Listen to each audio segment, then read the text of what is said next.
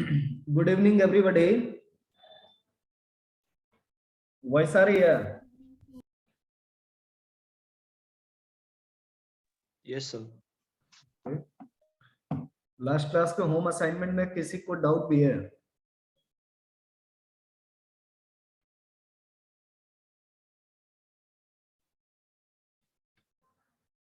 जिस क्वेश्चन को आपने अटेम्प्ट लिया हो और उसमें डाउट रह गया हो, वैसा कोई क्वेश्चन? सर बहुत क्वेश्चंस सॉल्व नहीं हुए बिकॉज उसमें प्रॉपर्टीज लग रही थी आगे की। इसमें 1A में? Yes sir, 1A 1B 1C। 1A में देखो लिखा हुआ स्ट्रिक्टली कि 30 ऑनवर्ड्स अप्लाई करना है क्वेश्चन। हाँ, 1B में बताओ। 1B में कौन सा कुछ वैसा क्वेश्चन जिसमें प्रॉपर्टी लग रहा हो, बताइए आप। मेरे पास मॉड्यूल है, सो आपको जस्ट क्वेश्चन नंबर बताना है और मैं देखता हूं अगर उसमें रियली प्रॉपर्टी लग रहा है तो ठीक है, अदरवाइज हम लोग बिना प्रॉपर्टी के सॉल्व कर लेंगे उसको।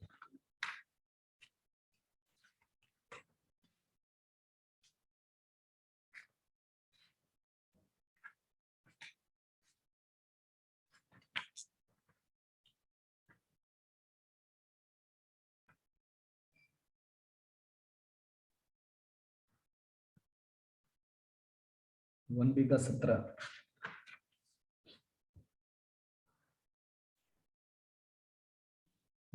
गुड। देखिए मैं ये क्वेश्चन जितना भी आप लोग को दिया था ना, कम से कम एक मेथड से आप सॉल्व कर लेते तो आपको ये पता चल जाता कि हाँ इसका सॉल्यूशन सिंपल है फर्स्ट मेथड से भी।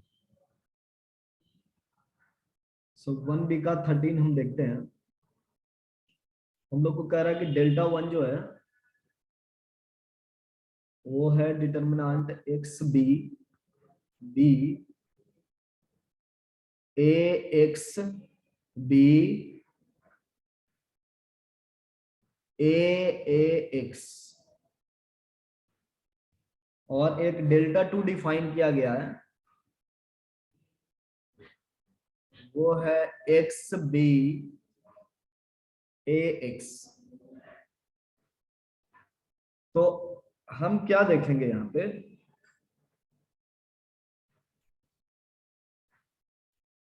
हाँ ठीक है, तो दूसरा बताओ। नॉर्मल मेथड से सॉल्व नहीं हो रहा है, अगर नॉर्मल से नहीं होगा तब जाकर के हम लोग ये बोलेंगे कि वो प्रॉपर्टी बेस्ड है। जनरली मैंने जो भी क्वेश्चन आपको दिया है ना, वो आप नॉर्मल तरीके से सॉल्व कर सकते हो, लेकिन काफी लंबा जाएगा, इसमें तो कोई डाउट नहीं है, वेरी वेरी लेंथी जाएगा। ठीक है, तो ऐसा करते हैं आज हम लोग डिटर्मिनेंट की प्रॉपर्टी देख लेते हैं, है ना, ताकि आप लोग भी आश्वस्त हो जाए। क्योंकि डाउट करूंगा और जनरल मेथड से जाएंगे तो लंबा तो जाएगा ही। तो जनरल मेथड आपको क्लियर है ना, expansion of determinant. Yes sir. Okay, so आज हम लोग प्रॉपर्टीज ऑफ डिटर्मिनेंट देखेंगे। Properties of determinants.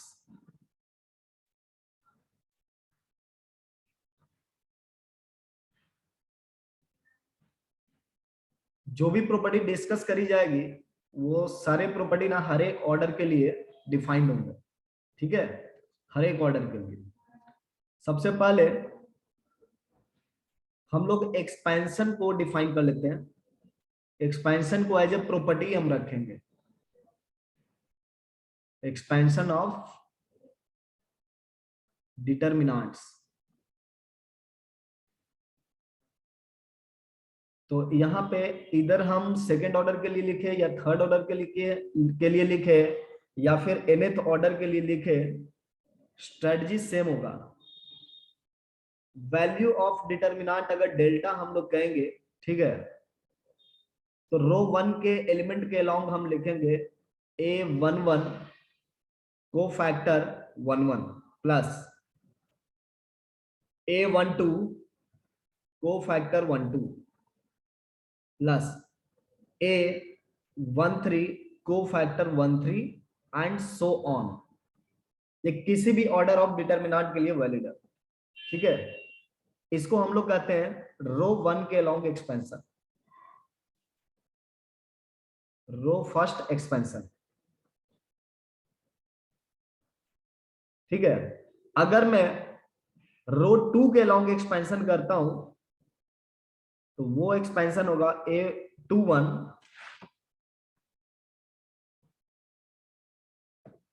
ये A21 होगा, और इसी का कोफैक्टर A22, इसी का कोफैक्टर A23, इसी का cofactor, and so on.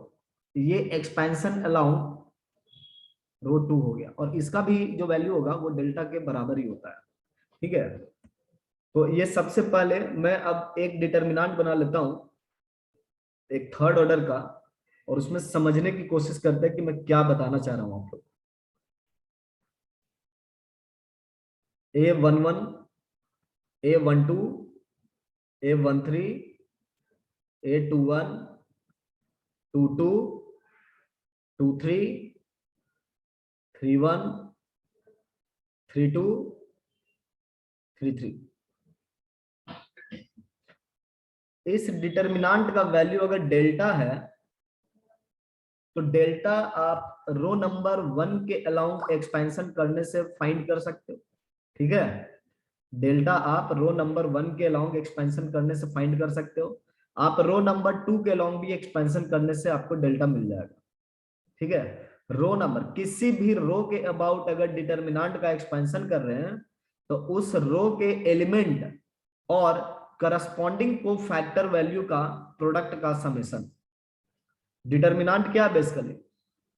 Determinant value is summation of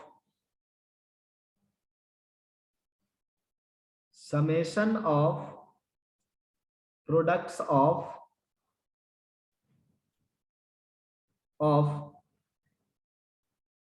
elements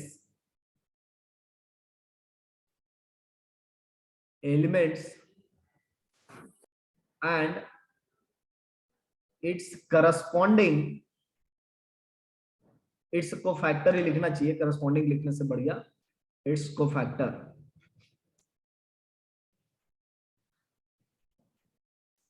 along a row। ठीक है, तो ये जो डिटर्मिनेंट का वैल्यू है हम रो नंबर 2 के अलोंग भी लिख सकते हैं। देखो हमने लिखा है A2221, तो इसका करस्पॉन्डिंग कोफैक्टर ले लिया है। A22 हमने लिया, इसका करस्पॉन्डिंग कोफैक्टर लिया है।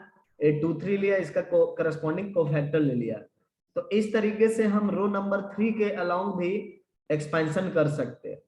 ठीक है, तो पहला चीज यही हुआ कि हम लोग रो एक्सपेंशन डिटर्मिनेंट का करते हैं और इस तरीके से करते हैं। क्या आप लोग को कोफैक्टर याद है? What is the meaning of cofactor for an element? तो सबसे पहले हम लोग कोफैक्टर को रिवाइज कर लेते हैं। हो सकता है कुछ लोगों को ब्लर भी हो गया होगा कोफैक्टर का आइडिया। सो Cij जो था, Aij एलिमेंट का जो कोफैक्टर था Cij, it has a value equal to -1 की पावर i प्लस j, मतलब पोजीशन में जो सबस्क्रिप्ट में i और j आ रहा है उसका समेशन -1 पे पावर की तरह आएगा, और value associated with minor matrix, value associated with minor matrix, यही आपका Cij था। और ये अल्टरनेट फैशन में प्लस माइनस चलता है, राइट? जैसे पहला पोजीशन हम जब भी लेंगे तो दोनों ऑड है, तो ऑड और ऑड क्या हो जाएगा? इवन हो जाएगा। -1 की पावर इवन, ये +1 होती है। तो हम लोग फर्स्ट पोजीशन को ऑलवेज प्लस अलाउड करते हैं, और इस तरीके से सेकंड पोजीशन आपका माइनस हो जाएगा और थर्ड पोजीशन आपका प्लस हो जाएगा ऑलवेज। ठीक इसी तरीके से A21 के लिए अगर हम प्लस माइनस सिंबल की बात करते हैं तो इसके साथ जो है माइनस अटैच होता है, और इसके साथ प्लस अटैच होता है, और इसके साथ माइनस अटैच होता है। ये माइनस और प्लस है क्या? बेसिकली जब हम माइनर मैट्रिक्स लिखेंगे ना तो उससे एसोसिएटेड जो डिटर्मिनेंट वैल्यू है उसमें आपको प्लस माइनस यूज करना है। क्लियर? और ठीक इसी तरीके से अगर थर्ड में हम लोग चलेंगे तो थर्ड रो का फर्स्ट एलिमेंट जो प्लस होगा और इसके लिए माइनस साइन एसोसिएटेड होगा, और थर्ड लास्ट एलिमेंट के लिए आपका प्लस साइन एसोसिएटेड होगा। तो ये तो हो गया कि हम किसी भी रो के अलाउंग एक्सपांड कर सकते हैं। क्या हम इन चीजों को शो भी कर सकते हैं? क्या ये दोनों वैल्यू बराबर है ना? तो सबसे पहले मैं आपको यही आश्वासन दे देता हूं कि ये दोनों वैल्यू बराबर है, और मैं दिखा देता हूं आपको। ठीक है, मैं आपको दिखा देता हूं कि ये दोनों वैल्यू बराबर है। शायद हम लोग पिछले क्लास में किए थे क्या कि दोनों वैल्यू बराबर है? नो सर, बाकी था। आप लोग की आवाज काफी धीमी आ रही है। नो सर, नहीं नहीं किया किया था ना? लास्ट तो हम क्लास लोग में। इस क्लास में सबसे पहले ये देखेंगे कि ये दोनों वैल्यू ना बराबर है। ठीक है,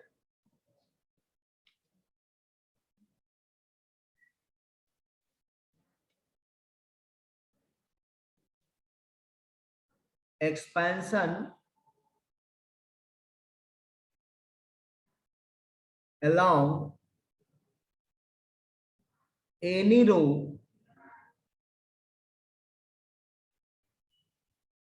which is equal value।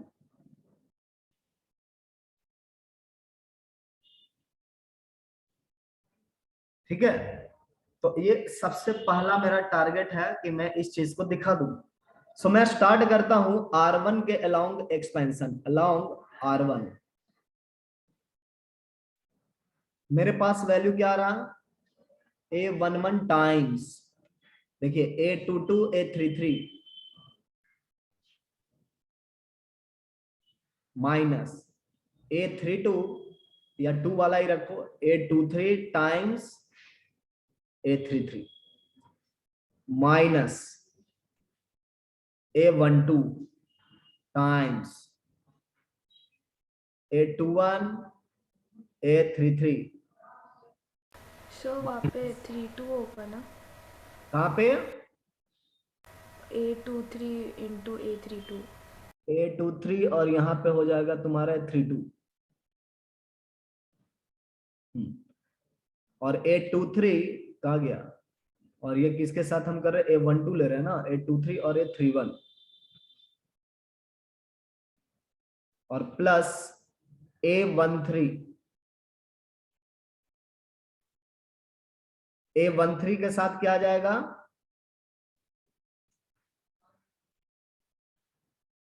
A13 के साथ आ रहा A21 A32 minus A22 A31। ठीक है, अब इसी नंबर को मैं along R2 दिखा देता हूं। ठीक है, देखिए सबसे पहले A21 वाला टर्म हमें कॉमन करना है। सो A21 किसके किसके पास है? देखो तो A21, देखो एक यहाँ पे है, ये A21 है आपका, और A21 इसके पास है।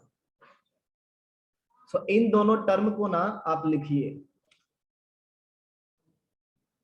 Minus A21। देखिए यहाँ पे माइनस साइन लगा हुआ, दैट्स वाई मैं माइनस लिख रहा हूं। ठीक है, माइनस A21, तो ये देखो टर्म प्लस में आएगा ना, A12 A33 minus A13 A32। तो ये A12 वाला काम हो गया। A22 वाला देखते हैं कि A22 के पास कौन कौन सा टर्म आ रहा। A22 हो गया, और A22 कहां पे है मेरा? एक इसके पास है। सो A22 का लिखिए आप। तो A22 में प्लस लेना है तो मैं प्लस ले रहा हूं, A22 प्लस वाला यही नंबर है, A11 A33 minus A13 A31, और बाकी बच गया मेरा अगला क्या? A23। सो 823 वाला आप देखिए, 23 का एक टर्म यहाँ पे है और दूसरा टर्म यहाँ पर है। होपफुली सारा टर्म यूज हो गया, राइट। सो 823 आप लिखिए। अब ये माइनस के साथ आना चाहिए, 823 टाइम्स। तो 23 वाला में आप देखो क्या रहा, माइनस कॉमन किए तो ये प्लस में आएगा ना। सो ये हो गया A11 times A31 minus A13 times A32। तो अब आप थोड़ा सा ध्यान लगाओ, A21 का जो माइनर मैट्रिक्स है वो क्या है? A21 का जो माइनर मैट्रिक्स है वो कौन कौन हो जाएगा देखो तो। इसमें A12 होगा, A33 होगा, A13 होगा, A32 होगा। तो जरा देखो, A12 A33 आया, A12 A33 और A13 A32 आ गया ना माइनर मैट्रिक्स। और माइनर के साथ क्या आ गया, एक माइनस साइन आ गया। तो मैं पहला टर्म को ये लिख सकता हूं कि ये जो है A21 along with minus determinant of M21 है ना, प्लस A22 के साथ आप देखिए, A22 का माइनर मैट्रिक्स का डिटर्मिनेंट क्या हो जाएगा, A11 A13 A13 और A31। तो आ गया ना। तो यहाँ पे हम लिखेंगे ये प्लस के साथ आएगा, तो M22 मॉडुलस, और यहाँ पे माइनस कॉमन कर लीजिए और आपको पता चल जाएगा कि ये मॉडुलस जो है तुम्हारा 823 है। और इसको आप को फैक्टर के टर्म में आप लिख सकते हो अगले ही लाइन में, A21 को फैक्टर 21, A22 को फैक्टर 22, A23 को फैक्टर 23। सो हम स्टार्ट कहां से किए थे, अलोंग R1 स्टार्ट किए एक डेफिनेशन को फॉलो करते हुए कि हमें एलिमेंट और उसका जो है कोफैक्टर लेना है। तो हम पहुंच गए अलोंग R2। ये जो है एक्सपेंशन है अलोंग R2।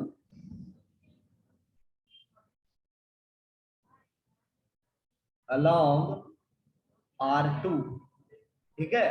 तो हमने ये दिखा दिया है कि चाहे आप R1 के अलोंग एक्सपेंड करेंगे और आप R2 के अलोंग एक्सपेंड करेंगे, उससे कोई फर्क नहीं पड़ रहा। और अगर हम थोड़ा बहुत और इसमें एडजस्टमेंट करें, मैनिपुलेशन करें, तो हम अलोंग R3 दिखा सकते हैं, है ना। इसलिए यहाँ पे ये थ्योरी बताया गया है कि आप किसी भी रो के अलोंग एक्सपेंड करोगे तो डिटर्मिनेंट का जो भी एसोसिएटेड वैल्यू आएगा वो इक्वल आएगा, और उसी इक्वल वैल्यू को डिटर्मिनेंट का वैल्यू कहा गया, ठीक है। तो ये पहला चीज है। अब हम इसी प्रोसेस से ये कहेंगे कि किसी भी कॉलम के अलोंग जब एक्सपेंशन आप करते हो तो रिजल्ट सेम होता है, ठीक है। इसी प्रोसेस को देखते हुए हम ये बोलेंगे कि एक्सपेंशन along any column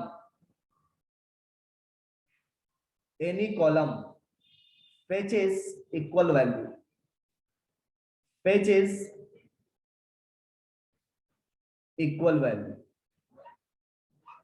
ठीक है।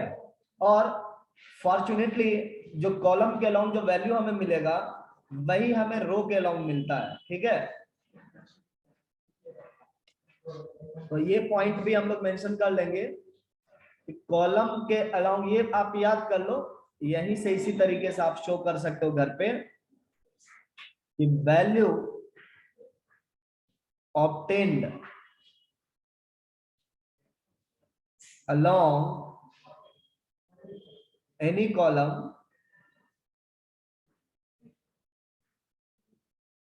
is equal to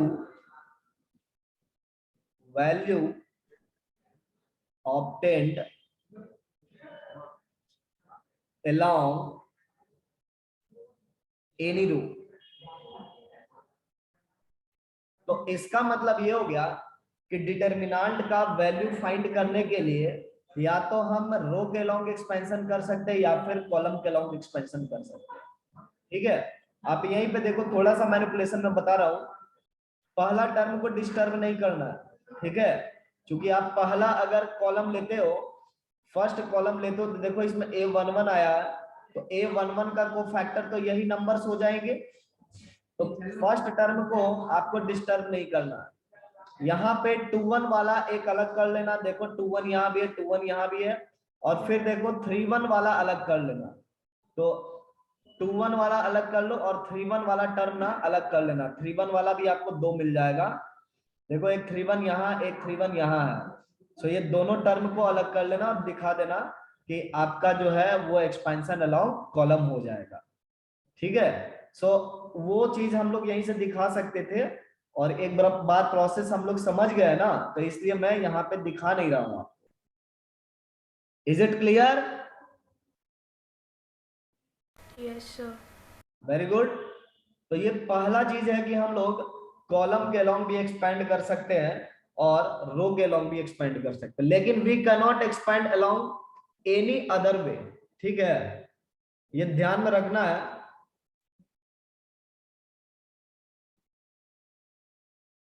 we can not expand in any other way। जैसे कि डायगोनली आप एक्सपैंड मत करना, ठीक है, सिर्फ हम लोग किस में कर सकते हैं, रो और कॉलम में कर सकते हैं। तो ये पहला चीज हो गया। दूसरा बहुत इंपॉर्टेंट चीज है,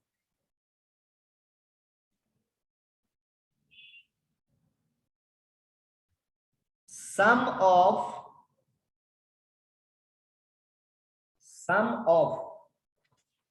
products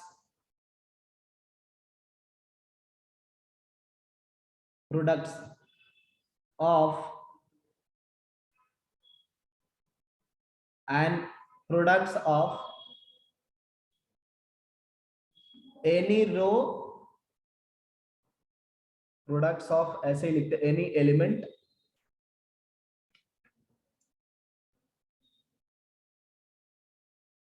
element and cofactor corresponding cofactor from other rows।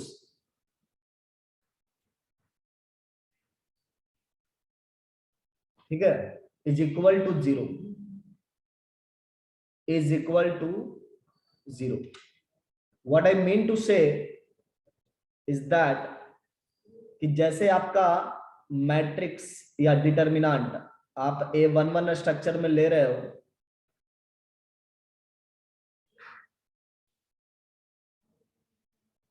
A11 structure में ले रहे हो ना, तो यहां पे इसका एक्सपेंशन तो हमने देख लिया। इसमें क्या होता है कि आप A11 तो ले रहे हो एलिमेंट, A12 भी एलिमेंट ले रहे हो और A13 एलिमेंट ले रहे हो, है ना। जब इसी का करस्पॉन्डिंग को फैक्टर हम लोग मल्टीप्लाई करते हैं तो ये डिटर्मिनेंट के इक्वल होता है। लेकिन यहाँ पे कह रहा है कि product of element and corresponding को फैक्टर फ्रॉम अदर रोज, दूसरे रो का कोफैक्टर, दूसरे रो का cofactor.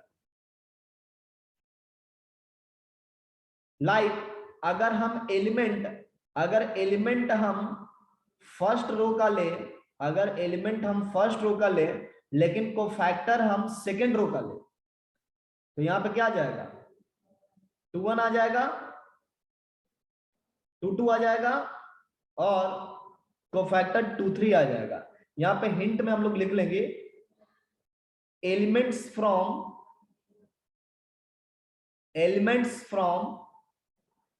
Row 1 cofactors from cofactors from row 2, ठीक है।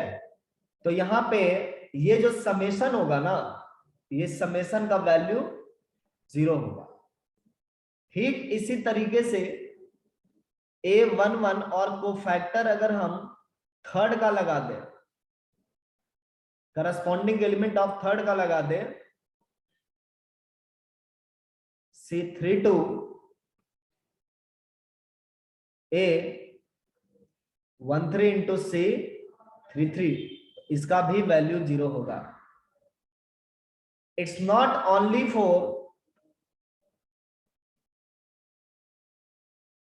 रो शुड, हाँ कॉलम, करस्पॉन्डिंग का मतलब यह है कि उसी कॉलम का एलिमेंट होना चाहिए। बिल्कुल सही पकड़े, कॉलम सेम होना चाहिए।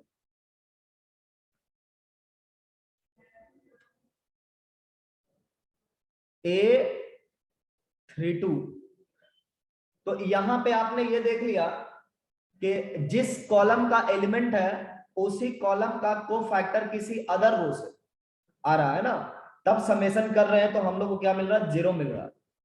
ये चीज सिर्फ रो के लिए नहीं है, ये कॉलम में भी वैलिड है।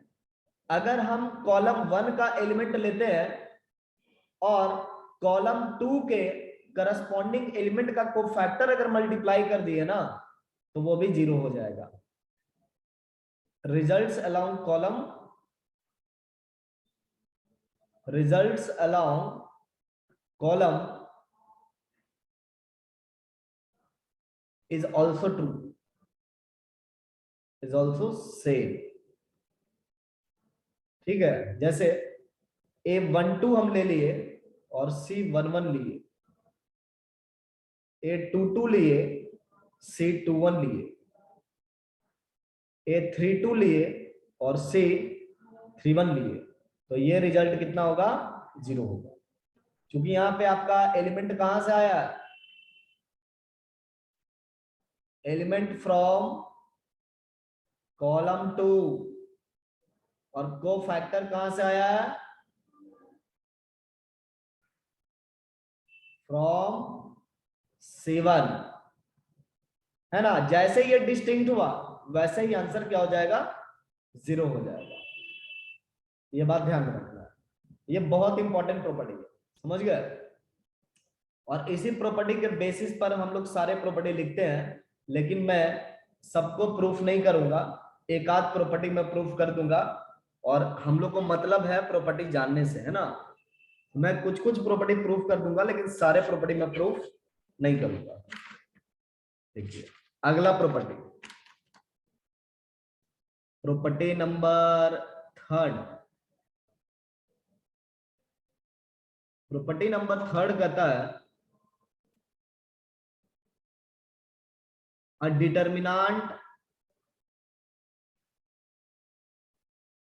determinant value is 0 if any of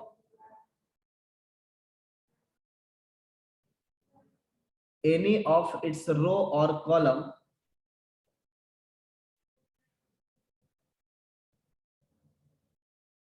has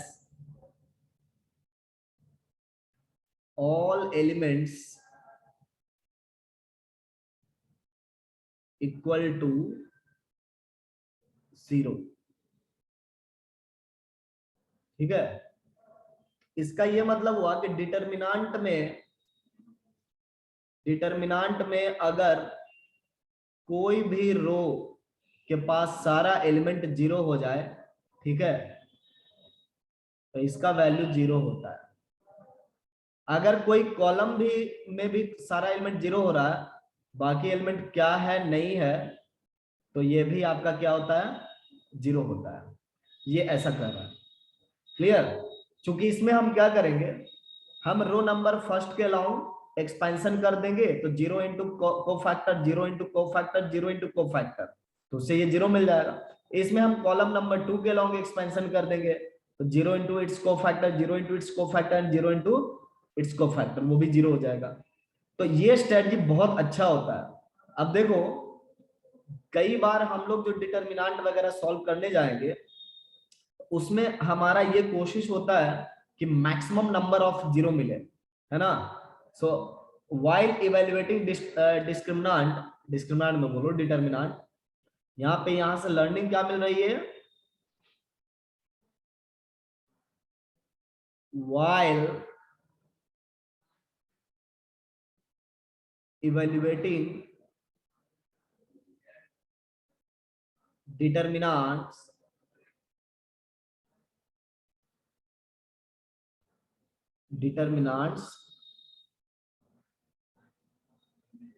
bring as many zero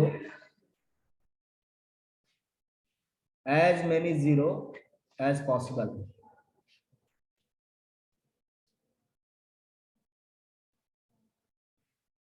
as possible। बस ये लिख लो, है ना, अपने दिमाग में ये रहेगा कहीं पर भी वो जीरो होना चाहिए बस, ठीक है। जहां भी जीरो होगा आपको फायदा ही पहुंचाएगा। लेकिन अब जीरो लाएंगे कैसे, ये तो हमने लिया कि जीरो रहेगा तो ऐसा होगा, बट लाएंगे कैसे, हाउ टू ब्रिंग जीरो। अब इसके लिए हम लोग काम करना शुरू करते हैं। उसके लिए पहला जो है प्रॉपर्टी, इस पर फोकस करते हैं। इफ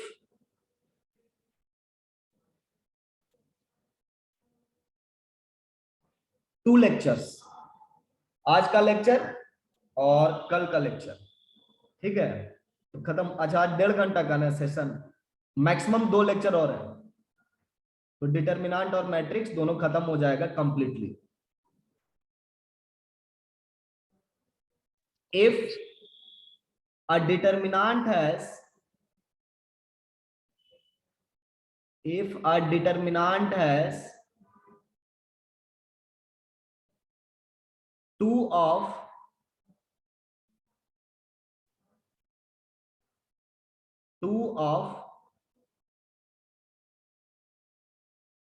rows identical, ठीक है, then its value is 0, then its value is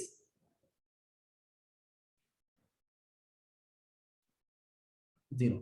अगर किसी डिटर्मिनेंट में आपका दो, कोई भी रो या फिर कॉलम, कभी भी मैं रो बोलता हूं तो आपके दिमाग में कॉलम आ जाना चाहिए, ठीक है।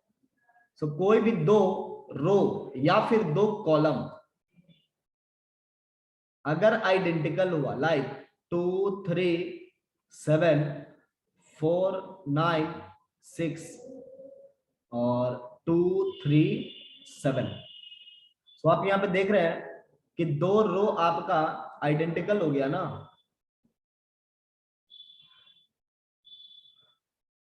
तो इसका वैल्यू डायरेक्टली क्या लिखना है, 0 लिखना है।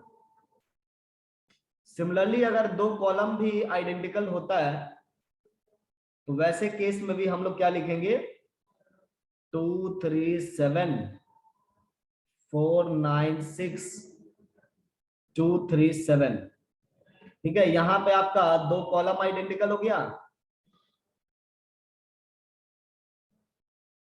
तो इसका भी वैल्यू क्या हो जाएगा, 0 हो जाएगा। लेकिन एक रो और एक कॉलम अगर आइडेंटिकल हो रहा है, जैसे कि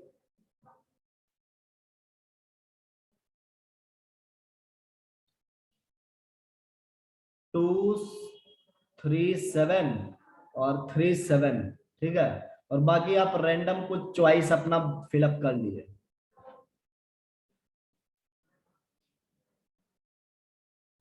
तो इसके बारे में नहीं बोल रहा है। ये जो ऊपर प्रॉपर्टी है, it's not talking about third one, ठीक है, तो इसके बारे में हम कुछ नहीं कर सकते, कैंट से एनीथिंग, ठीक है। सिर्फ इसका जो है कोई दो रो आइडेंटिकल होना चाहिए या दो कॉलम आइडेंटिकल होना चाहिए। एक रो और एक कॉलम आइडेंटिकल है तो वहां से हम कुछ नहीं कर पाएंगे, वो क्या होगा नहीं होगा वो आपको एक्सपेंड करना पड़ेगा, क्लियर। अब देखो अगला जो प्रॉपर्टी है ना, वही प्रॉपर्टी आपका सबसे काम का प्रॉपर्टी है, 5वां नंबर प्रॉपर्टी। मैं मॉड्यूल वाइज नहीं चल रहा हूं, ठीक है, मॉड्यूल में आगे पीछे हो सकता है। 5वां नंबर प्रॉपर्टी कहता है, इसमें डिस्कशन है एलिमेंट्री रो ट्रांसफॉर्मेशन।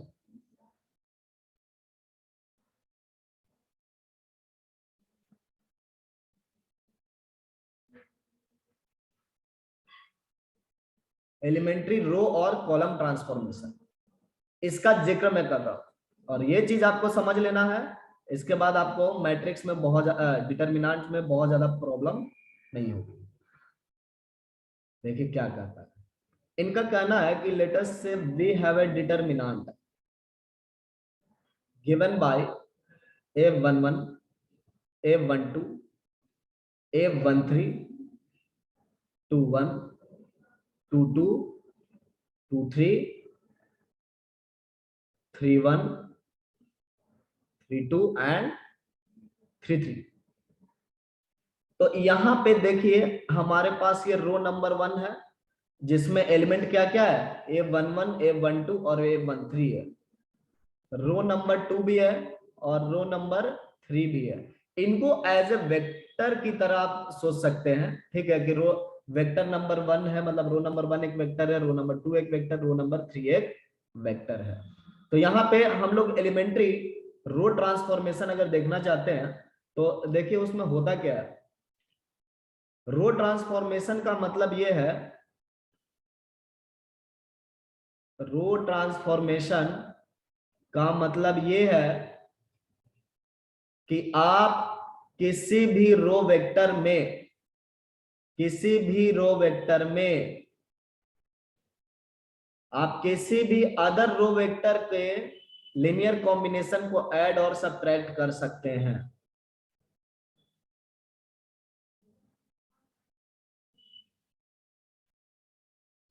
ठीक है, हम यहां पे क्या कर रहे हैं, प्रोसेस को हम दिखा रहे हैं। We are changing row 1, we are creating a new determinant, we are creating a new determinant from delta, we are creating a new determinant from delta, जिसको हम डेल्टा डैश कर रहे हैं, ठीक है। तो ये एक ट्रांसफॉर्मेशन हम लगाए हैं, ये एक ट्रांसफॉर्मेशन का सिंबलाइजेशन है, symbol for transformation, symbol for transformation. अब इस सिंबल को समझना है कि ये क्या कह रहा है, ठीक है। इसका मतलब ये है, we are changing elements of row 1।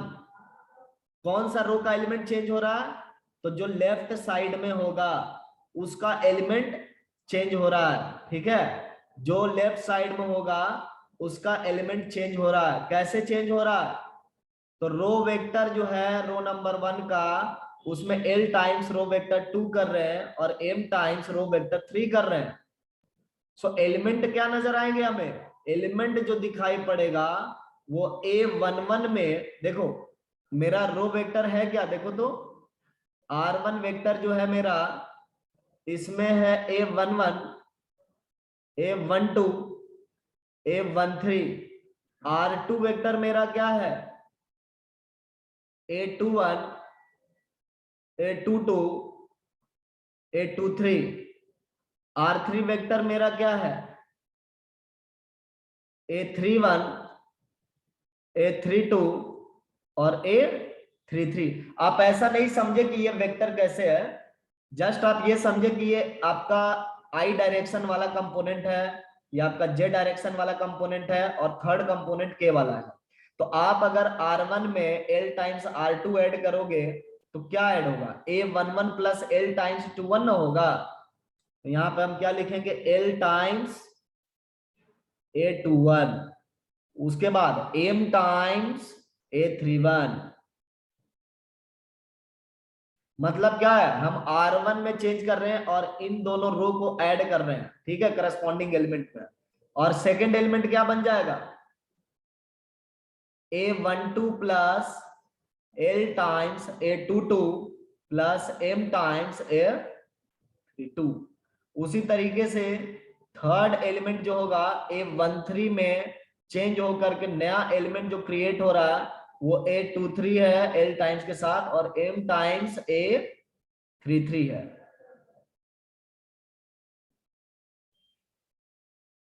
Again the column should be same, ठीक है। इसीलिए मैं इसको वेक्टर की तरफ बोल रहा हूं ताकि आपको कोई कंफ्यूजन नहीं हो। क्लियर? तो हम ऐड कर दिए, और ये देखो कॉलम वाइज एडिशन हो रहा है। चेंज हम किस में कर रहे हैं? रो में, लेकिन एडिशन कॉलम वाइज हो रहा है कि कॉलम 1 का एडिशन आपस में, कॉलम 2 वाले आपस में, कॉलम 3 वाले आपस में। अब देखो चेंज हमने R1 में किया है, मैंने R2 में तो चेंज नहीं किया है, तो R2 हम सेम लिखेंगे। जो R2 डेल्टा के पास है वो सेम R2 हम डेल्टा डैश को देंगे। A21, A22, A23, A31। देखो R3 में भी कोई चेंज नहीं हुआ, सो A31, A32 और A33। जब इस तरह का चेंजेस करते हैं और नया जो डिटर्मिनेंट हमारा मिलता है, ये दोनों डिटर्मिनेंट का वैल्यू इक्वल होता है। Delta equal to delta dash, ठीक है। ये बात हम लोग को याद रखना है, delta equal to delta dash. समझ गए? मतलब रो ट्रांसफॉर्मेशन से डिटर्मिनेंट के वैल्यू में कोई चेंज नहीं होता है। सिमिलरली कॉलम ट्रांसफॉर्मेशन से भी डिटर्मिनेंट के वैल्यू में कोई चेंज नहीं होता है, ठीक है। Similarly column transformation doesn't affect determinant value. Similarly column transformation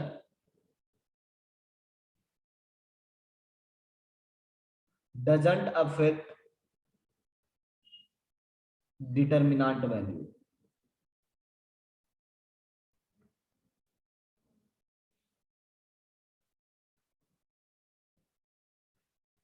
clear? ये अफेक्ट नहीं करता है। तो हम एक बार रो ट्रांसफॉर्मेशन किए जीरो लाने के लिए, ये जो ट्रांसफॉर्मेशन करते हैं वो जो जीरो में बता रहा था ना, वो जीरो लाने के लिए ही ट्रांसफॉर्मेशन करते हैं हम लोग, ठीक है। जैसे ये ऐसा ऑपरेशन हम अपने मन में सोचेंगे कि कैसे कैसे जीरो ला सकते हैं, उसको ऑपरेट कर देंगे, दो जगह पे जीरो आ जाएगा, थर्ड वाला नॉन जीरो भी आएगा, कोई फर्क नहीं पड़ेगा। सो मैं इसको एक यूज कर रहा हूं, ठीक है। इस प्रोसेस को मैं यूज कर रहा हूं और देखता हूं कैसे ये काम कर रहा है।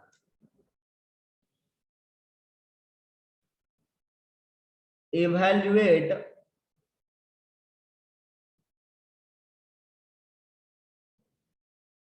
टू 3 7 4 6 9 1 3 4, इसको इवैल्यूएट करना है, ठीक है। तो मैं क्या करूंगा, मैं ये देख रहा हूं कि यहां पे जो रो नंबर 1 में आया हुआ है एलिमेंट, ध्यान से देखो, रो नंबर 1 में जो एलिमेंट है और रो नंबर 2 में जो एलिमेंट है, ठीक है, इसमें देखो ये 2 का 2 गुना है और 3 का भी ये 2 टाइम्स है ना, जबकि 7 का 2 टाइम्स ये नहीं है। 2 का 2 गुना, 3 का 2 गुना है। अब बोलोगे आप कि सर ये तो 3 और 3 है, तो नहीं, वो भी काम करेंगे हम लोग, लेकिन अभी हम क्या करने जा रहे हैं, एलिमेंट्री रो ऑपरेशन करने जा रहे हैं जिससे हमें 2 जीरो मिलेगा। तो हम इसमें क्या कहेंगे कि लेटस से इसका वैल्यू डेल्टा है। सो नया जो डिटर्मिनेंट हम फॉर्म करेंगे एलिमेंट्री रो ट्रांसफॉर्मेशन जब हम लगाएंगे, है ना, तो मैं कैसा ऑपरेशन लगा रहा हूं, R2 में चेंज कर रहा हूं मैं इस बार, और R2 में क्या चेंज कर रहा हूं, मैं 2 टाइम्स R1 सब्ट्रैक्ट कर रहा हूं। R2 में क्या कर रहा हूं मैं, R2 में वो चेंज कर रहा हूं सच दैट कि element of R2 gets subtracted by the twice of corresponding element from R1, ठीक है। तो इस तरह के ट्रांसफॉर्मेशन से क्या होगा, जो नया मेरा डेल्टा बनेगा, डेल्टा डैश जनरली बनता है लेकिन हम लोग लिखते डेल्टा, चूंकि हम लोग को पता है कि उसका वैल्यू चेंज नहीं होता, सो हम डेल्टा ही लिखेंगे। Then delta will be equal to under this transformation, आप देखिए रो 1 में चेंज नहीं कर रहे हैं ना, रो 1 के एलिमेंट को एज इट इज लिखते हैं, बट यहाँ पे रो नंबर 2 में तो चेंज हो रहा है, तो इसका 2 गुना इसमें सब्ट्रैक्ट होगा तो ये 0 हो जाएगा, और 6 में 2 गुना ये सब्ट्रैक्ट होगा तो ये भी 0 हो जाएगा, बट 9 में 14 सब्ट्रैक्ट होगा तो ये कितना बचेगा, -5, and we are not changing R3, so we will write R3। और अब देखो 2 0 मेरे पास आ गया, we have maximum number of 0 which we could obtain from elementary row transformation, है ना। तो ये चीज जैसे ही हमारा हुआ, अब हम क्या करेंगे, अब हम ये बोलेंगे कि अब रो नंबर 2 के लॉन्ग एक्सपांड कर लो, आप रो नंबर 2 के लॉन्ग एक्सपांड कर लो।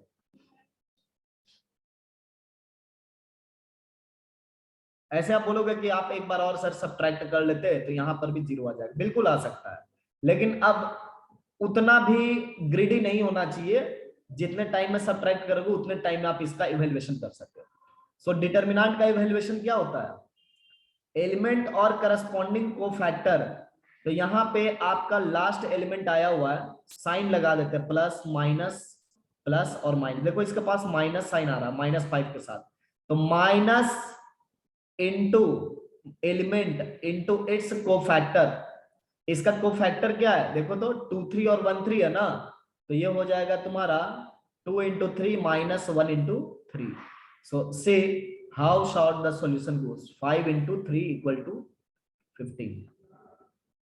जस्ट हम लोग एलिमेंट्री रो ट्रांसफॉर्मेशन किए और यहाँ पे 2 जीरोस मिल गए और इससे हमारा डिटरमिनेंट आ गया, बराबर। अब एक बार और मैं एक और एग्जांपल लेता हूं जिसमें एलिमेंट्री रो ट्रांसफॉर्मेशन करने से काफी अच्छा काम हो रहा है, वो चीज हम लोग देखते हैं। ये एग्जांपल क्लियर है? Yes sir.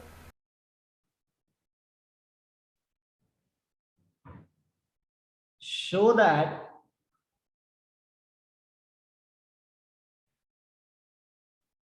One a square, 1b square, 1c square equal to a minus b minus c minus a, ठीक है।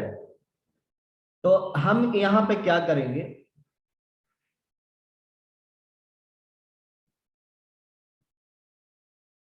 हमारा जो ये डिटरमिनेंट है 1a स्क्वायर, 1b स्क्वायर और 1c स्क्वायर, इसके वैल्यू को हम क्या कर रहे हैं, डेल्टा कर रहे हैं, हमें डेल्टा ये दिखाना है एक्सपेंशन करके। तो हम डायरेक्ट एक्सपेंशन नहीं कर रहे हैं, हम थोड़ा सा ना प्रॉपर्टी यूज कर रहे हैं।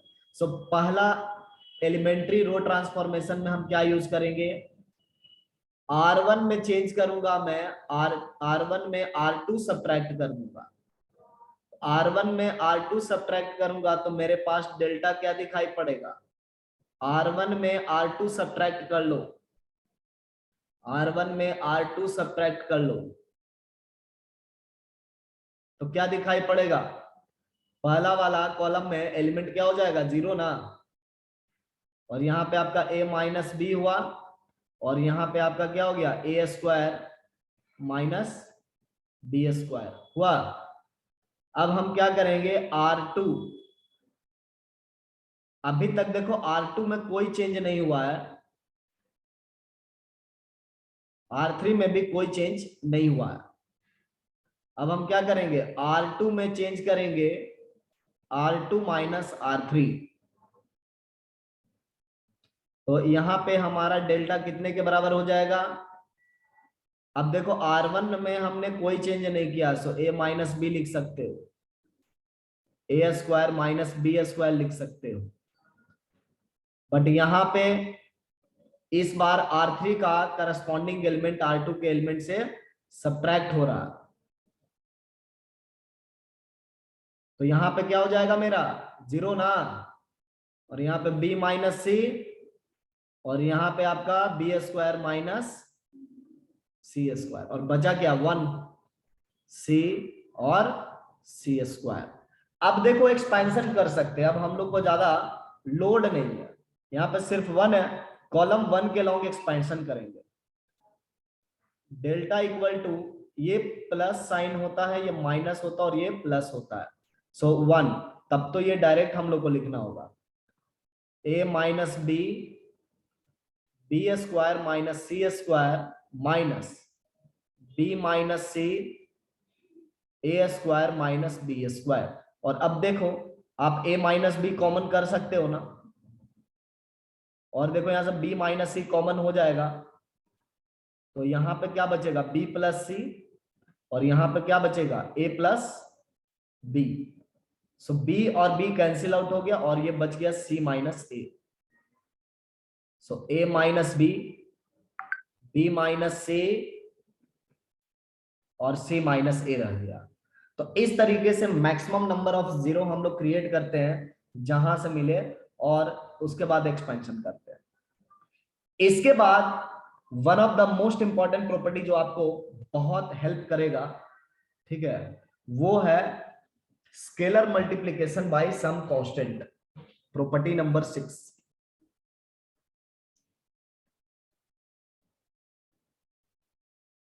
हाँ देखिए क्या है, फिर से एक बार देख लीजिए जिन लोगों को डाउट है। देखिए यहां पे हमने क्या लिखा है, I am transforming R1, but what transformation did I choose, R1 minus R2। R1 minus R2 मतलब क्या हो गया कि इस पूरे रो को मैं इस R1 में जाके सब्ट्रैक्ट करना चाहता हूं, मतलब इस 1 को इस 1 से सब्ट्रैक्ट करूंगा, इस b को इस a में सब्ट्रैक्ट करूंगा, इस b स्क्वायर को a स्क्वायर में सब्ट्रैक्ट करूंगा।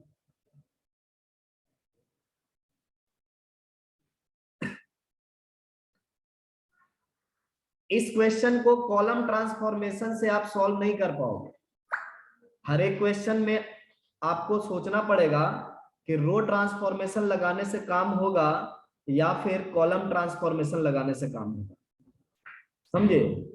तो ऐसा कोई जरूरी नहीं है कि जो रो ट्रांसफॉर्मेशन से सॉल्व होगा वो कॉलम ट्रांसफॉर्मेशन से सॉल्व होगा। तो एक क्वेश्चन हम लोग लेते हैं जिसमें हम लोग कॉलम ट्रांसफॉर्मेशन यूज करेंगे, लेकिन उससे पहले एक मैं प्रॉपर्टी आपको बता रहा हूं, है ना, ताकि उससे हमारा काम थोड़ा आसान पड़े। क्लियर, तो ये रो ट्रांसफॉर्मेशन क्लियर हुआ ना मिया? Yes sir. ओके, अब देखो नेक्स्ट प्रॉपर्टी जो है वो है scalar multiplication of A determinant.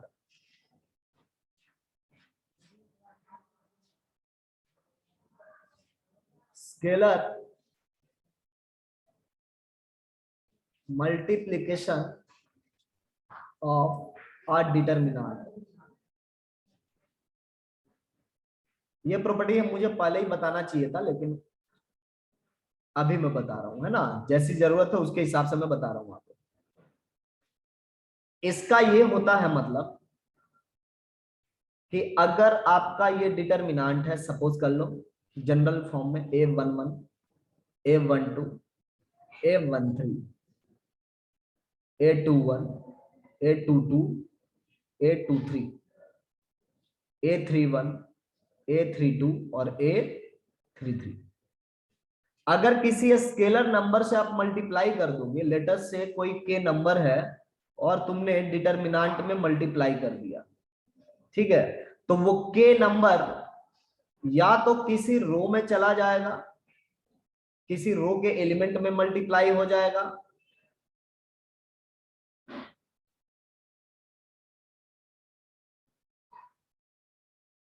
A21 A22 A23 31 32 33, वो k जो नंबर है वो या तो किसी एक रो में चला जाएगा, किसी एक रो के एलिमेंट मल्टीप्लाई होगा, और वो किसी एक कॉलम के एलिमेंट में मल्टीप्लाई हो जाएगा।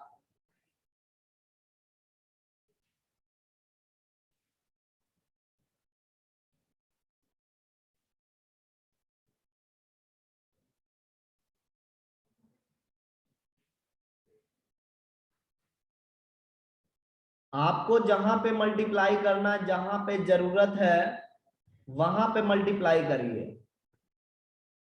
It's your IQ which will tell you where to place k. समझे? ये वैसा प्रॉपर्टी है। अब इसका रिवर्स प्रॉपर्टी देखने में थोड़ा मजेदार लगता है। ये तो हमको आइडिया लगाना होगा ना कि के हम किस रो या किस कॉलम में रखे। मजेदार प्रॉपर्टी ये है कि अगर हम इसको उल्टा करके देखें तो के हम कॉमन कर रहे हैं, वी आर टेकिंग के कॉमन। अगर के एक कॉमन फैक्टर है किसी भी रो के लॉन्ग या किसी एक कॉलम के लॉन्ग, तो हम उसको बाहर कर सकते हैं डिटर्मिनेंट से। other way of saying this, looking at it,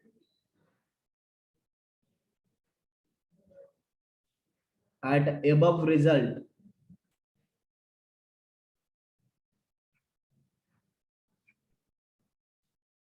we can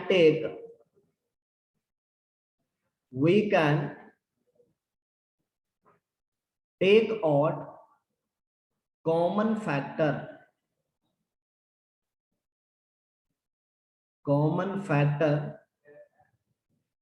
from elements of any row or column.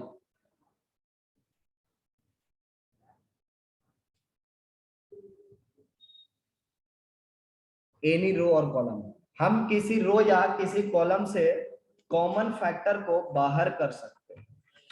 समझिए? तो ये तो फायदा हुआ ना हम लोग को। अभी हम लोग को ये लग रहा था कि के हम कहाँ पे प्लेस कर सकते हैं, अब हम लोग को ये लग रहा कि हम इसको जो है कॉमन कर सकते हैं।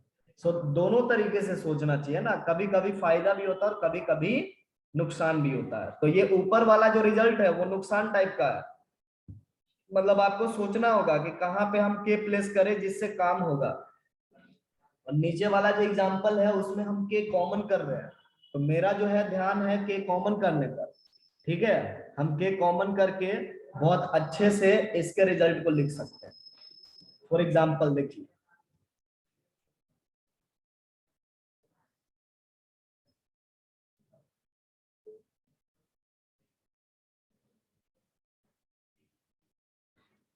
a plus b, b plus c, c plus a, b plus c, c plus a plus b. ये हो जाएगा तुम्हारा c plus a plus b और बी प्लस सी। इनको हमें 2 times determinant of a b c और b सी ए और सी A B दिखाना है। ठीक है, ये शो करना। तो ऐसे केस में हम लोग क्या करते हैं, यहाँ पे 2 आ गया, यहाँ पर तो 2 है नहीं, कहीं ना कहीं से 2 लाना पड़ेगा। देखते हैं क्या है 2 लाने का तरीका अपने पास आता है, कैसे आता है। देखिए सॉल्यूशन। तो हम इस डिटर्मिनेंट को डेल्टा मान लेते हैं, LHS वाले को, a plus b, b plus c और सी प्लस ए। उसके बाद ये कितना हो गया तुम्हारा, B plus C plus A, C plus a plus B, A plus b और बी प्लस सी। अब ये आपको पकड़ना पड़ेगा कि क्या स्टेप्स लेने से क्या काम होगा, समझे। सो कुछ डिटर्मिनेंट शुरुआत में आपको गलती कराएगा और आपको वहां से अपना आईक्यू डेवलप करना है कि क्या करने से हम यहाँ तक पहुंच सकते हैं। कुछ कुछ क्वेश्चन में आपको एक्सपैंड करना अलाउड नहीं होता है। जैसे इस क्वेश्चन में आपको कई बार लिखेगा ना कि बिना एक्सपैंड किए हुए आप ये दिखा दीजिए, तो हम उसी के रास्ता पे चल रहे हैं कि हम कैसे दिखा सकते हैं। ओके, तो हम क्या करेंगे, इसमें कॉलम ट्रांसफॉर्मेशन इस बार यूज कर लेते हैं। क्योंकि कॉलम ट्रांसफॉर्मेशन यूज नहीं किए तो इसमें कॉलम ट्रांसफॉर्मेशन भी आ जाएगा, वैसे रो ट्रांसफॉर्मेशन से भी काम चल जाएगा। तो हम कॉलम 1 में ट्रांसफॉर्मेशन करना चाहते हैं। कॉलम 1 में कॉलम 2 के एलिमेंट को और कॉलम 3 के एलिमेंट को ऐड करना चाहते हैं, ठीक है। कॉलम 1 में कॉलम 2 के एलिमेंट को और कॉलम 3 के एलिमेंट को ऐड करना चाहते हैं। दैट इज हम इस एलिमेंट को कॉलम 1 में ऐड करेंगे और इसी एलिमेंट को हम लोग इसी के साथ ऐड करेंगे। ये ऐसा बिहेवियर हम हर एक रो में करने वाले हैं। तो डेल्टा मेरा क्या हो जाएगा, देखो डेल्टा क्या हो जाएगा। डेल्टा आपका हो रहा है 2 times a plus b plus c, और चूंकि हम कॉलम नंबर सेकंड में कुछ भी चेंज नहीं कर रहे हैं तो यहाँ पे b प्लस सी मैं लिख सकता हूं और यहाँ पर c प्लस ए लिख सकता हूं, बराबर। उसके बाद यहां पे क्या हो जाएगा, फिर से 2 times a plus b plus c आ जाएगा और यहाँ पे हम क्या लिखेंगे, c प्लस ए लिखेंगे और यहाँ पे a प्लस बी लिखेंगे और यहाँ पे हम लिखेंगे 2 times a plus b plus c और यहाँ पे हम a प्लस बी लिखेंगे और यहाँ पे हम b प्लस सी लिखेंगे। अब देखो ये 2 कॉमन कर सकता हूं ना मैं, ये कॉमन फैक्टर है ना। वैसे तो कॉमन फैक्टर अगर कॉलम में हम देखें तो 2 times a plus b plus c है, तो हम चाहे तो इन दोनों को बाहर कर सकते हैं या फिर हम a प्लस बी प्लस सी को सिर्फ बाहर कर सकते हैं या सिर्फ हम 2 को बाहर कर सकते हैं। तो डिटर्मिनेंट के बाहर कौन है, सिर्फ 2 ना है, तो ये हम 2 को बाहर कर लेंगे 2, और यहाँ पे हो गया a प्लस बी प्लस सी, यह हो गया b प्लस सी, यह हो गया c प्लस a और यह हो गया a plus b plus c, a plus b plus c, c plus a plus b और a प्लस बी और b plus c. Can you see कि a b c कैसे मिलेगा हमें कॉलम 1 में। कॉलम 1 में a b c लाना है तो क्या ऑपरेट करना होगा,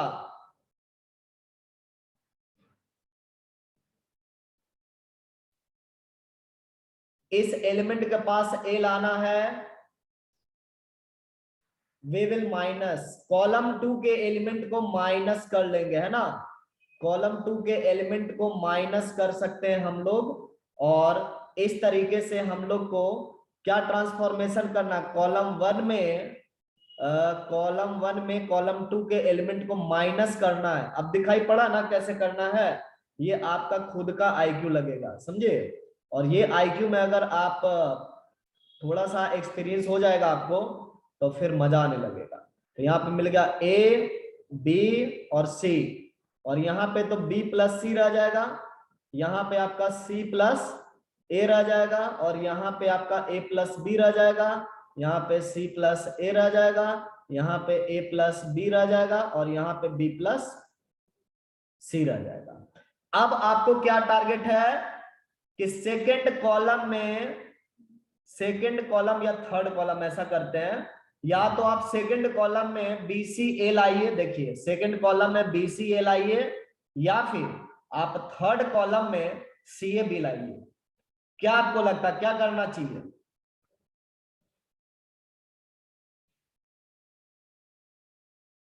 या तो सेकंड कॉलम में BCA लाना है या थर्ड कॉलम में हम लोग को CAB लाना है। क्या ला सकते हैं, क्या BCA ला सकते हैं किसी तरीके से।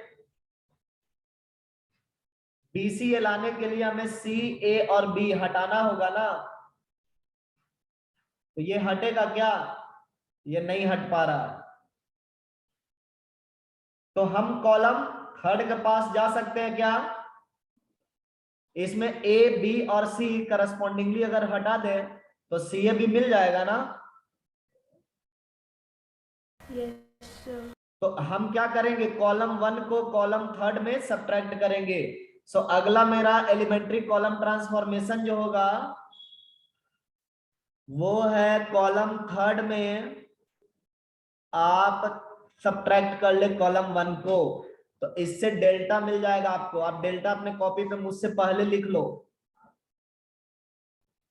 2 टाइम्स ए बी सी, और यहां पे मिल गया सी ए बी, और यहां पे मिल गया बी प्लस सी प्लस ए और ए प्लस बी। अगला क्या ऑपरेशन करोगे सेकेंड कॉलम में बी सी ए लाने के लिए?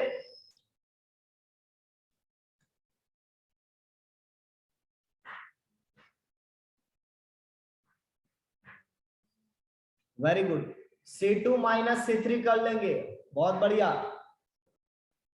C2 माइनस C3, C2 में चेंज करना है, C2 माइनस C3 कर लेंगे, और यहां से डेल्टा हमारा आ गया 2 टाइम्स ए बी सी, और सी वाला खत्म, बी सी ए और ए बी। तो प्रूफ हो गया। क्या हमें डिटरमिनेंट एक्सपेंड करना पड़ा? नहीं करना पड़ा, और फिर भी हम लोग प्रूफ कर लिए, और कॉलम एक्सपेंशन भी सीख गए और फैक्टर कॉमन करना भी सीख गए, है ना? अब अगला प्रॉपर्टी जो हम लोग करेंगे वो भी बहुत इंपॉर्टेंट प्रॉपर्टी है, very very important property, property number 7। Property number 7 very very important property है। इस प्रॉपर्टी में क्या है, रो एक्सचेंज और कॉलम एक्सचेंज करते हैं, या इंटरचेंज बोलना चाहिए हम लोग को, रो इंटरचेंज और कॉलम इंटरचेंज करते हैं।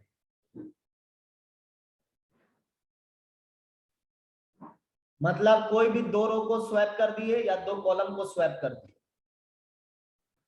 तो यहाँ पे ओरिजिनली मेरे पास जो डिटरमिनेंट है वो है A11, A12, A13, A21, A22, A23, A31, A32 और A33 है, ठीक है।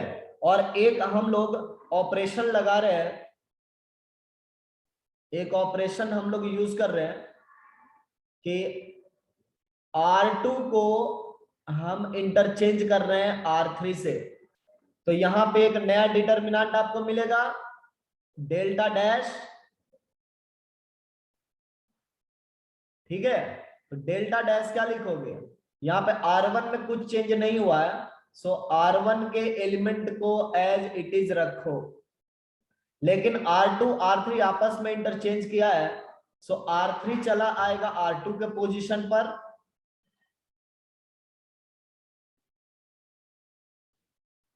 और R2 चला आएगा R3 के पोजीशन पर।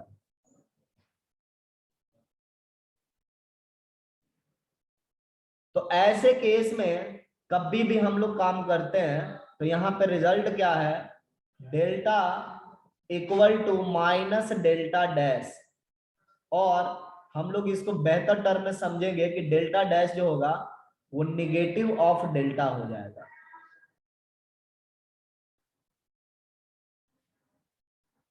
Similar result hold for column exchange. आप अगर कॉलम एक्सचेंज करते हैं, मैं कॉलम एक्सचेंज भी यहाँ पे दिखा देता हूं। अगर हम लोग कॉलम एक्सचेंज करते हैं C3 के साथ, अगर हम C1 को एक्सचेंज कर रहे हैं, इंटरचेंज कर रहे हैं, तो इस केस में भी डेल्टा डैश हमारा जनरेट होगा। डबल डेल्टा डैश में लेता हूं, ठीक है, डबल डेल्टा डैश। तो डबल डेल्टा डैश कैसा लिखोगे, ये वाला एलिमेंट तो जैसा है सेकंड कॉलम में वैसा ही लिखना होगा, इसमें कोई चेंजेस नहीं है। बट यहाँ पे आपका A13 आ जाएगा, A23 आ जाएगा, A33 आ जाएगा, और यहाँ पे आपका A11 चला जाएगा, A21 चला जाएगा और A31 चला जाएगा। ठीक है, तो यहाँ पे भी रिजल्ट क्या है आपका कि डेल्टा डबल डैश जो होगा वो माइनस डेल्टा के बराबर होगा। और इस तरीके से हम लोग ये बोल सकते हैं कि डेल्टा डबल डैश और डेल्टा डैश बराबर होगा। Delta double dash must be equal to delta dash. ठीक है, सो रो इंटरचेंज करने पे एक माइनस साइन लगता है, या कॉलम इंटरचेंज करने पे एक माइनस साइन लगता है। ये सब प्रॉपर्टी का वैसे बहुत कम यूज होता है, लेकिन फिर भी आपके ध्यान में होना चाहिए, है ना, कि रो इंटरचेंज करने से क्या होता है, कॉलम इंटरचेंज करने से क्या होता है। एक और प्रॉपर्टी जो है, और वो है summation of determinant property. Summation of determinant property.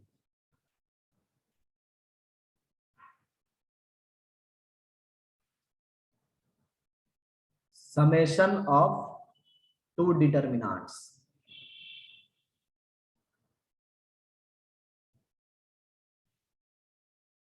दो डिटरमिनेंट कब समेशन के लिए कॉम्पेटिबल है, वो भी हम लोग को ध्यान रखना पड़ेगा। Two determinants, two determinants of same order are conformable for addition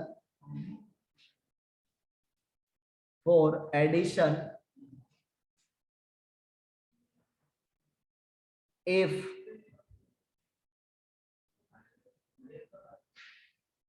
any two of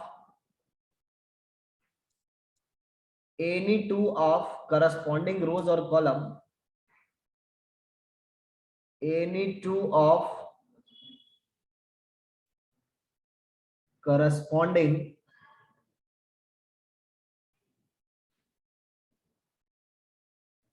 rows or columns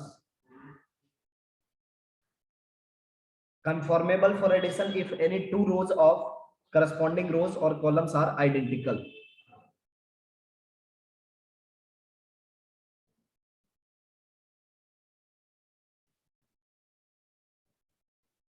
अब इसका मतलब क्या है ये समझिए। जैसे मेरे पास एक डेल्टा है, इस बार मैं 1 1 करके ये नहीं लूंगा, मैं लिख रहा हूं ABC DEF GHI। ठीक है, मेरे पास एक डेल्टा डैश है, इसमें ABC मैंने लिखा है, DEF लिखा है, और यहां पे मैं चेंज कर दिया G डैश, H डैश और I डैश। तो अब हम क्या देख रहे हैं कि row number 1 is identical to row number 1 of second determinant, row number second of first determinant is identical to row number second of second determinant, then they are compatible। ठीक है, ये compatible है एडिशन या subtraction के लिए। तो add कैसे करना है, डेल्टा प्लस डेल्टा डैश, आप जो भी रो आपका आइडेंटिकल है उसको एज इट इज लिख दे, और जो रो आइडेंटिकल नहीं था, जो भिन्न था, उसमें दोनों एलिमेंट को अगर आप ऐड कर रहे हैं तो करस्पॉन्डिंगली ऐड कर दो, G plus G dash, H plus H dash, I plus I dash. ठीक है, तो ये ऐड करने का तरीका कि कोई भी दो रो आपका आइडेंटिकल होना चाहिए दोनों मैट्रिक्स में, और तब जाकर के जो नॉन आइडेंटिकल रो है उसके अलाउंग एडिशन करते हैं। और स्प्लिटिंग का भी यही रूल है, अगर हमारे पास इस तरह से कोई डिटरमिनेंट है ना, तो हम उसको स्प्लिट कर सकते हैं दो पार्ट्स में। हम उस डिटर्मिनेंट को स्प्लिट कर सकते हैं दो पार्ट में इस तरीके से, a b c d e f, और यहां पे एक एलिमेंट उठा लीजिए और यहां पे आप दूसरे एलिमेंट को रख दें।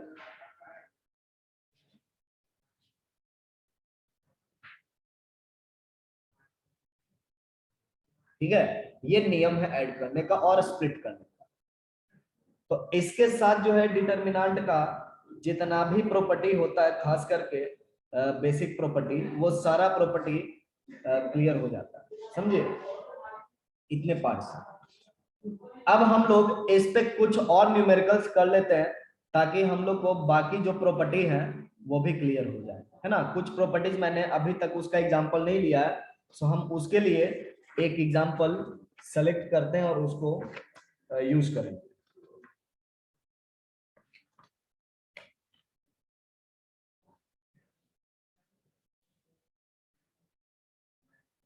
देखिए,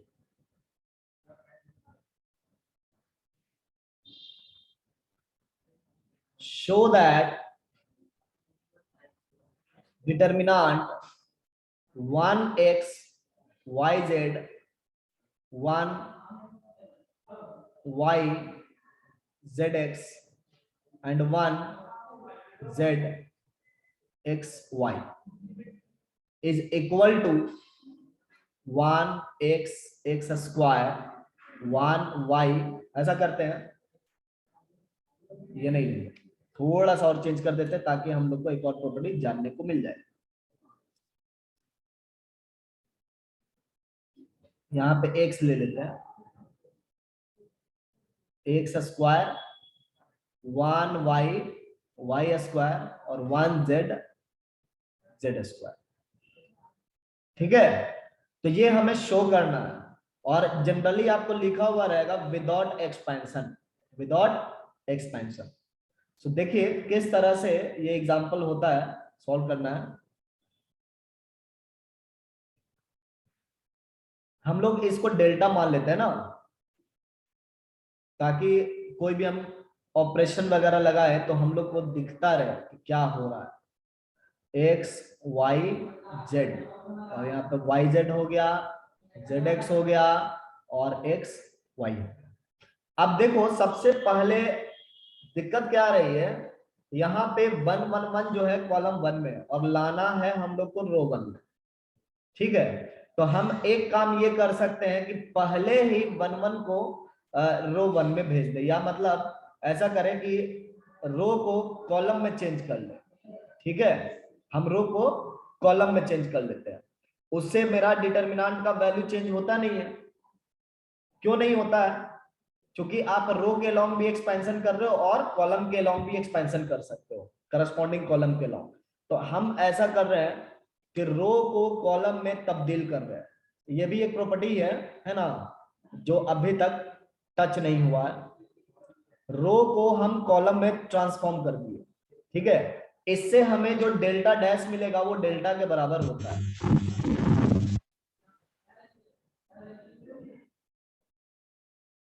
यहां पे एक डेल्टा डैश हमें मिलेगा, वो कैसा मिलेगा? 1 1 1 एक्स वाई जेड और वाई जेड जेड एक्स और एक्स वाई। ठीक है, तो यहाँ पे ये ध्यान रखना कि रो और कॉलम को जब हम लोग करस्पॉन्डिंगली चेंज करते हैं, दैट इज ये जो मैट्रिक्स है ना, इसका करस्पॉन्डिंग जो मैट्रिक्स है उसका ट्रांसपोज हमने लिखा है। अगर इसको मैट्रिक्स की तरह देखे तो इस मैट्रिक्स का नीचे क्या लिखा गया? ट्रांसपोज लिखा गया। ठीक है, तो ऐसे केस में दोनों मैट्रिक्स का डिटर्मिनेंट जो होता है वो बराबर होता है। ठीक है, ये रिजल्ट आप ध्यान में रखना। ये बहुत ज्यादा यूज नहीं होता, सिर्फ एक स्पेशली इस न्यूमेरिकल में कई बार यूज हो जाता है। सो हमने क्या किया, पहले ही रो को कॉलम में ट्रांसफॉर्म कर दिया, मतलब रो 1 को कॉलम 1 में बदल दिए, है ना। रो 1 को, इस चीज को मैं थोड़ा डिटेल में लिख रहा हूँ, रो 1 को हमने किस में चेंज कर दिया? कॉलम 1 में चेंज कर दिया। रो 2 को हमने कॉलम 2 बना दिया और रो 3 को हमने कॉलम 3 बना दिया। ठीक है, तो डिटर्मिनेंट का वैल्यू चेंज नहीं होता। अब हम क्या करेंगे, अब हम क्या करेंगे, देखो बहुत टेक्निकल स्टेप है, बोलोगे कंप्लीटली ये जो है चिंदी चोरी है, समझे। हम लोग को एक यहाँ पे प्रोसेस भी लगाना चाहिए कि एक्स वाई जेड आपका 0 नहीं है। तो हम क्या कर रहे हैं ना, एक्स से मल्टीप्लाई कर रहे हैं, एक्स से डेल्टा डैश को मल्टीप्लाई कर रहे हैं।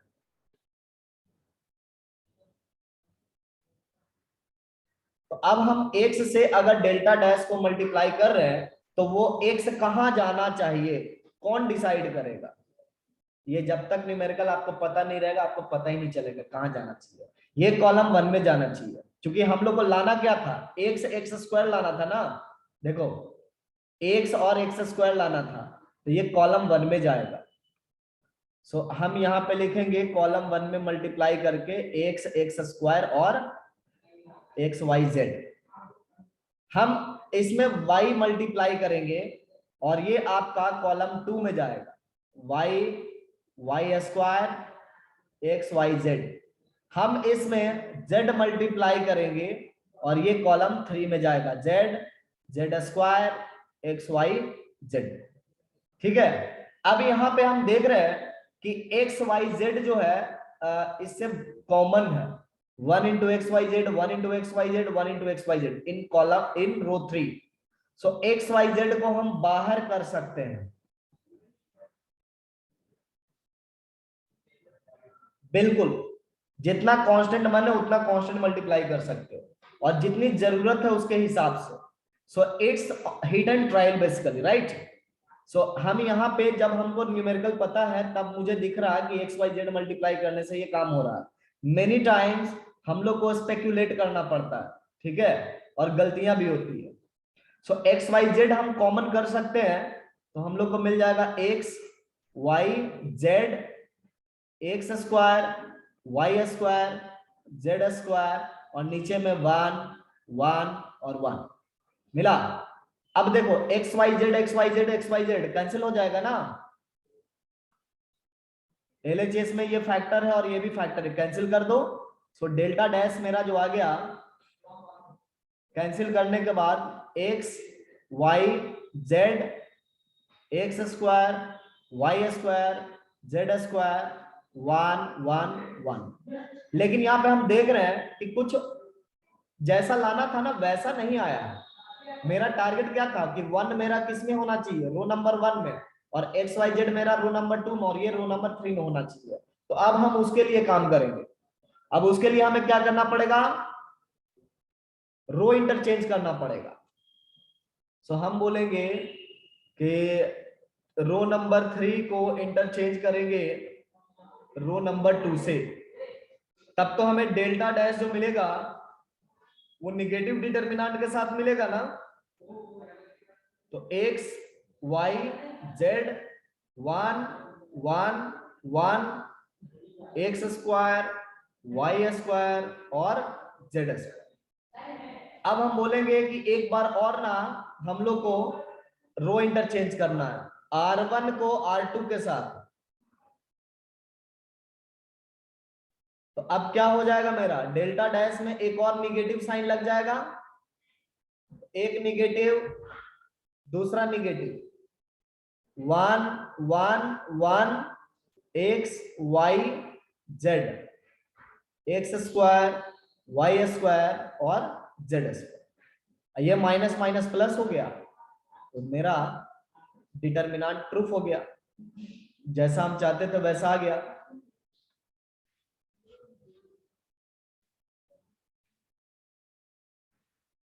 ठीक है, तो इस तरीके से हम लोग प्रॉपर्टीज को यूज करते हैं। अभी तक हमने आपको समेशन वाली प्रॉपर्टी नहीं दिखाया, सो हम लोग समेशन वाली प्रॉपर्टी को भी देखेंगे कि कैसे यूज करना है। Example based on summation property.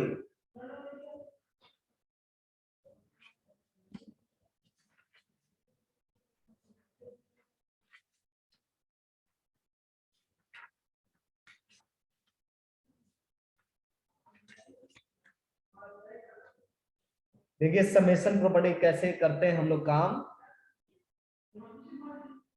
if delta r equal to 2r minus 1 mcr 1 mr square m square minus 1 2 की पावर m और m plus 1 sine square m square sine square m और साइन स्क्वायर m प्लस 1। ठीक है, तो हम लोग को evaluate करना है, then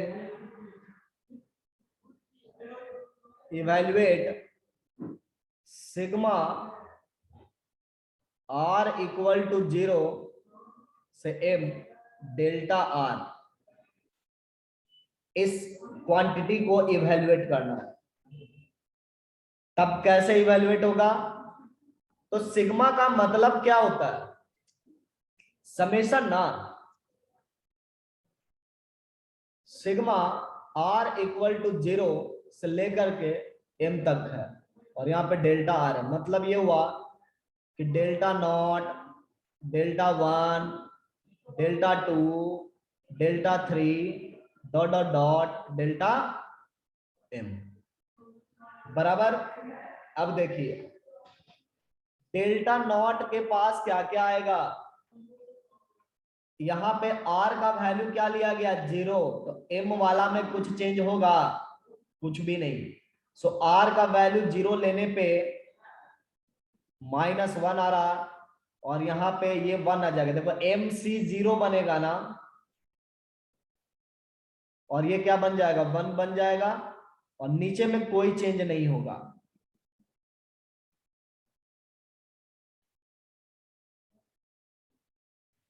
sine square m square, sine square m और साइन स्क्वायर m प्लस 1, ये आपका किसके करस्पॉन्डिंग है? r के 0 वैल्यू के करस्पॉन्डिंग है। समझे? अब r के 1 वैल्यू के करस्पॉन्डिंग हम लिखेंगे। 1 पर क्या होगा? ये 3 हो जाएगा ना, 1 1 हो रहा है, ये हो गया 1। और ये mc 1 लिखेंगे ना, और ये क्या लिखेंगे? 1 लिखेंगे। और यहाँ पे आपका फिर से m स्क्वायर -1 आएगा, 2 की पावर m आएगा, m प्लस 1 आएगा, और यहाँ पे sine square m square, sine square m और साइन स्क्वायर m प्लस 1, और इसी तरह से चलता जाएगा ना। तो आप ये देखने की कोशिश करो कि क्या ये सारे डिटर्मिनेंट समेशन के लिए कन्फर्मेबल है। See here, row number 2 of first determinant is identical to row number 2 of second determinant, and in similar fashion row number 2 of each of the determinant will be identical to row number second of first determinant. Similarly आपका रो number 3 जो होगा वो हर एक determinant का identical होगा ना। तो अब हम क्या करेंगे? हम बोलेंगे कि पहले दोनों को ऐड कर दो, फिर जो रिजल्टेंट मिलेगा उसमें तीसरे को ऐड करेंगे। इस तरह से हम ऐड करते जाएंगे। तो बेटर क्या हुआ? बेटर तो ये हुआ कि चेंजेस कहां पर है? चेंजेस सिर्फ और सिर्फ हम लोग को रो नंबर 1 में है ना, यहीं पढ़ना है। तो हम यहीं पे समेशन कर देंगे। तो यहाँ पे हम लिख सकते हैं डिटर्मिनेंट -1 + 1 + 3 एंड सो ऑन, और इसमें हो जाएगा mc0 + mc1 + mc2 + dot dot, और यहाँ पे हो जाएगा आपका 1 + 1 + 1। इस तरीके से चलता जाएगा। ठीक है, और यहाँ पे अंतर कुछ नहीं होगा, m स्क्वायर -1 होगा, और ये आपका sine square m square sine square m और यहाँ पे 2 का पावर m और यहाँ पे आपका m+1 और यहाँ पे साइन स्क्वायर m+1। ठीक है, लिख सकते हैं। अब यहाँ पे जो सीक्वेंस बन रहा वो तो एपी है ना, तो इस एपी को ऐड कर लेंगे। ये -1 से लेकर के 2m-1 तक गया है। किसी एपी का समेशन -1 1 3 से लेकर के 2m-1 तक गया हुआ है, क्या हो जाएगा?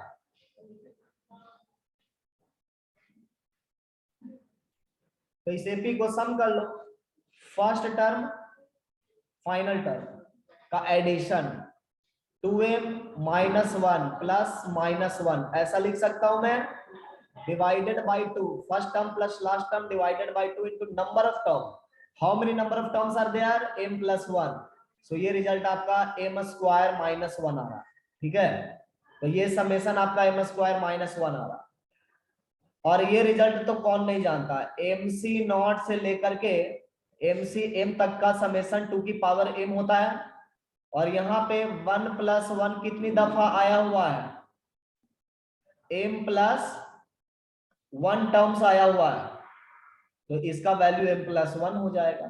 तो कहने का मतलब ये है कि सबको अगर हम ऐड कर रहे हैं तो मेरा डेल्टा जो है, सिग्मा का वैल्यू जो आ रहा है वो किसके बराबर आ रहा है?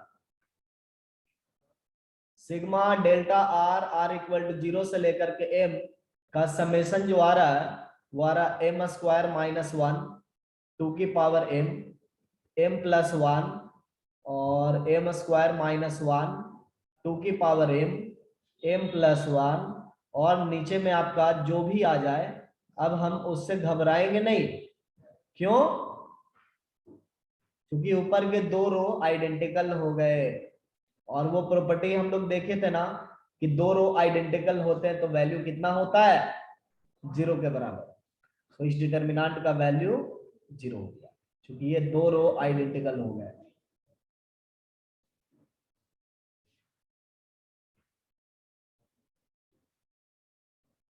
ठीक है, तो इस तरीके से हम लोग डिटर्मिनेंट में प्रॉपर्टी पढ़ते हैं, और अगली क्लास में जो डिस्कशन मैं करूंगा वो तुम्हारा रहेगा डिफरेंशिएशन ऑफ डिटर्मिनेंट। कुछ उसमें लिमिट वगैरह का भी सवाल करेंगे, कुछ इंटीग्रेशन का भी सवाल करेंगे, है ना, ये टाइप का सवाल करेंगे। सो प्रॉपर्टीज ऑफ डिटर्मिनेंट बेस्ड जितना भी क्वेश्चन है, इनफैक्ट आपको पता नहीं रहता कि प्रॉपर्टी लगेगा या नहीं लगेगा, आप जब लगाने का ट्राई करोगे तभी आपको दिखाई पड़ेगा कि yes property can be used. So वैसे सारे क्वेश्चंस आप न्यूमेरिकल करोगे। ठीक है, मैं मार्क कर देता हूं फिर से कि कौन कौन सा क्वेश्चन आप कर सकते हो।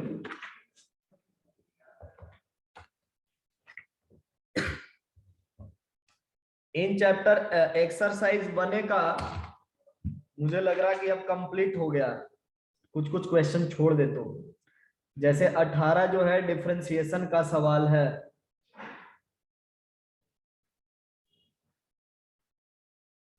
कर सकते हो। 18 से लेकर के आप, हाँ 1 से लेकर के आप कहां तक कर सकते हो? 18 तक। Home assignment. अब जो भी डिटर्मिनेंट हम लोग पढ़ लिए ना, ऑलमोस्ट 90% क्वेश्चन डिटर्मिनेंट का इतने ही पार्ट से आएगा। ठीक है, फिर भी मैं लिख देता हूं कि 1A में आप 1 से लेकर के 18 तक का क्वेश्चन यहाँ पे कर सकते हैं। बीच में एक पॉज थोड़ा सा आया है, और उसके बाद 25 से लेकर के 29 तक कर सकते हैं। 25 से लेकर के 29 तक कर सकते हैं। फिर मैट्रिक्स का सवाल आ रहा है, उसके बाद बाकी क्वेश्चन लगभग मैट्रिक्स का है और एंडिंग मैट्रिक्स तक का है। ठीक है, अब 1B में पहले आप इतना सवाल बने कम से कम करके आना। ठीक है, जो भी डाउट होगा उसको डिस्कस कर लेंगे, लेकिन मैं 1B भी मार्क कर रहा हूं। If you are able to do all the numericals based on examples given by me and available in the text book, तो आप फिर 1B अटेम्प्ट कर लेना। तो यहाँ पे आपका क्वेश्चन नंबर हो गया 22। मैट्रिक्स में सिंगुलर मैट्रिक्स हमने बताया था 23। अच्छा यहाँ से मतलब सारा शुरुआत है ना 23, 24 एक छोड़ सकते हैं क्योंकि मैट्रिक्स रिलेटेड है। 25 से लेकर के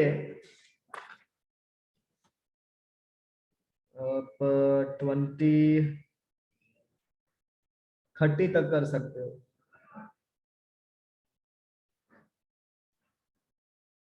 और यहाँ पे आप कर सकते हैं 33 से लेकर के 34 33, 34, 36, 37, 38, 39, 37, 38, 39। बस बहुत है, ठीक है। इतना पहले कर लो। और इसमें जो भी आपका कल डॉट रहेगा ना, पहले डॉट बताऊंगा, उसके बाद ही और थ्योरीज वगैरह बताया जाएगा। सो इसको आप अटेम्प्ट कर लो। अब तो प्रॉपर्टी आप लोग सीख गए हो, है ना। और आप डिफरेंशिएशन भी कर सकते हो। मॉड्यूल थोड़ा सा पलटोगे ना, थोड़ा सा पेशेंस रखो, मॉड्यूल पलटो, आपको दिख जाएगा क्या करना है डिफरेंशिएशन में, ठीक है। सो उसके बेसिस पर भी आप सवाल बना सकते हो। तो आज के लिए इतना ही है, बाकी अगले क्लास में होगा। नेक्स्ट क्लास में भी हम लोग डिटरमिनेंट कंटिन्यू करेंगे।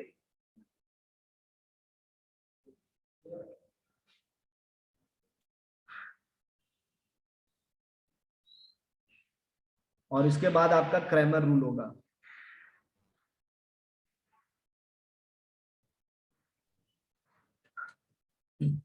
Have a nice day. Bye, sir. Bye bye.